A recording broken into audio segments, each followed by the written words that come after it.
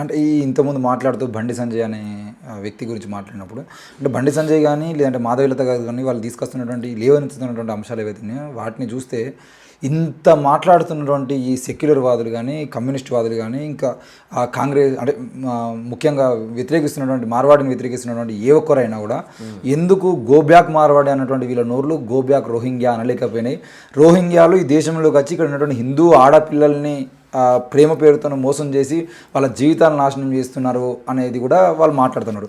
ఎందుకు మరి VCK party కానీ మీలాంటి వాళ్ళు కానీ ఇప్పటివరకు ఒక్కసారి కూడా రోహింగ్యాల గురించి ఎందుకు మాట్లాడలేకపోయారు? రోహింగ్యాల గురించి మొదటి నుంచి మాట్లాడుతున్న వాళ్ళం మేము. ఓకే, ఇప్పుడు కూడా చెప్తున్నా, go back Rohingyas, okay, go back Pakistanis, go back Bangladeshis, go back Chinese.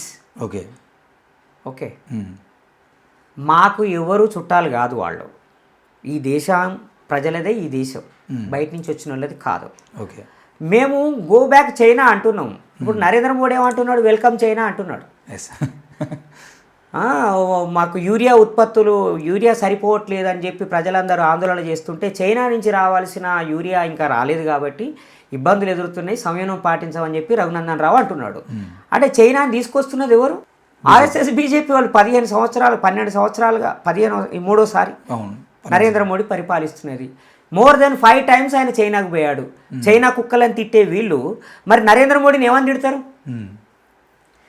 Narendra Modi ఇన్నిసార్లు పోయాడు, ఈయనకి చైనీస్ రాదు, ఆయనకి హిందీ రాదు. ఇద్దరు కలిసి కూర్చొని మాట్లాడుకున్నారు. 2018కి ముందు పోయాడు, 2018 తర్వాత ఆయన పోయాడు, మొన్న కూడా పోయి వచ్చాడు. అంటే చైనాతో స్నేహం చేస్తున్నది వీళ్ళు.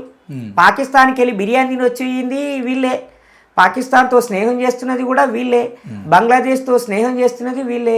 మమ్మల్ని అనడం ఎందుకండి? మేము మార్వాడీల గురించి మాట్లాడితే చైనా, పాకిస్తాన్, బంగ్లాదేశ్ ఈ చర్చ ఎందుకు తీసుకొస్తున్నారు? కాబట్టి నేనేమంటున్నాను, ఇంకొక ఫ్యాక్ట్ కూడా చెప్పదలుచుకున్నాను. రోహింగ్యా సంక్షోభము 2017లో బంగ్లాదేశ్లో వచ్చింది, అంతకన్నా ముందు మియన్మార్లో వచ్చింది, అంటే 2016లో చాలా భయంకరమైన దాడులు రోహింగ్యాల మీద జరిగినాయి. ప్రాణాల అరచేతులు పెట్టుకొని వాళ్ళు బంగ్లాదేశ్కి వచ్చారు. బంగ్లాదేశ్ నుంచి మన ఇండియాలోకి వాళ్ళు వచ్చారు. ఆ సమయంలో అధికారంలో ఉన్నది నరేంద్ర మోడీ. ఎందుకు ఆపలేకపోయిండు? వాళ్ళు వస్తుంటే మీరు ఏం చేశారు?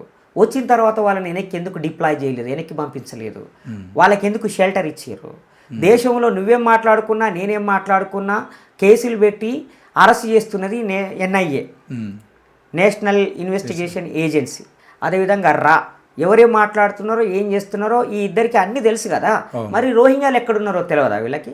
తెలుసు. ఎక్కడి నుంచో వచ్చి హైదరాబాద్లో ఉన్న ఒక మనిషిని పట్టుకుపోయి అడవిలో కాల్చి చంపేసి తెలంగాణ డీజీపీ గారికి చెప్తున్నారు, పలానా చోట ఎన్కౌంటర్ చేసేసినాం, డెడ్ బాడీ చూసుకోండి అని. అంటే ఇక్కడ రాష్ట్ర పోలీసులకు కూడా తెలియదు ఎన్కౌంటర్ చేసిన సంగతి. నేరుగా అక్కడి నుంచి వచ్చి ఇక్కడ నక్సలైట్ల పేరు మీద మనుషుల్ని చంపేసి పోతున్నారు కదా. మరి రోహింగ్యాలు కనపడతలేరా మీకు? రోహింగ్యాలను ఎందుకు అరెస్ట్ చేయరు? అంటే రోహింగ్యాలని ఇక్కడే ఉంచి రోహింగ్యాలని చూపిస్తూ ఇతర సమాజాన్ని అంతా పోలరైజ్ చేసి మీ రాజకీయ ప్రయోజనాల కోసము ఈ గేమ్ ఆడుతున్నారు. కాబట్టి తెలంగాణ ప్రజలు అర్థం చేసుకుంటున్నారు, ఇది మీ వైఫల్యం. మీకు చేత కాకపోతే మాకు ఒక 6 నెలలు ఈ రాష్ట్ర ప్రభుత్వాన్ని కానీ లేదంటే ఈ సెంట్రల్ గవర్నమెంట్ కానీ అప్పగించండి, మేము బయట దేశాల నుంచి వచ్చి స్థిరపడ్డ వాళ్ళందరినీ వెనక్కి పంపించేస్తాం.